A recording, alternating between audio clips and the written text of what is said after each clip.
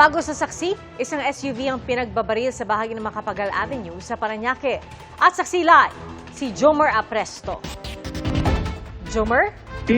Apat na katao ang pinagbabaril habang nasa loob ng isang SUV dito sa bahagi ng Macapagal Avenue sa Parañaque City. Sa inisyal na impormasyon ibinigay sa GMA News ni NCRPO Chief Police Major General Anthony Abirin, kinumpirma niya na operasyon ito ng PNP Anti-Kidnapping Group laban sa mga hindi patukoy na sospek. Ayon sa mga saksi, naganap ang insidente kaninang pasado alas 7 ng gabi. 4 na tao na lula ng SUV ang tinamaan ng mga bala na agad namang isinugod sa ospital. Hindi pa malinaw sa ngayon ang kanilang pagkakakilanlan at ang kanilang kondisyon.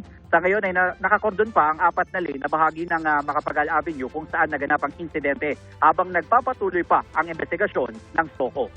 Patuloy pa nating sinisikap na makakuha ng karagdagang impormasyon kaugnay sa nangyari. Samantala, sa ngayon ay hindi bababa sa 20 slag ng balang nakita na rito sa crime scene. Nakausap natin kanina yung ilang gasoline boy dito sa katapat ng gasolinahan. Agad daw silang nagdapaan ng pati yung mga kumakain sa katabing restaurant sa pangambang tamaan sila ng mga bala. Sa ngayon ay wala pa namang impormasyon kung mayroong mga bystanders na tinamaan ng bala o nasugatan sa nangyari dahil matao itong lugar na ito, itong Macapagal Boulevard. Kaya inaalam pa natin sa ngayon yung karagdagang impormasyon mula sa PNP. Yan muna ang latest. Ako po si Jomer Apresto, ang inyong saksi.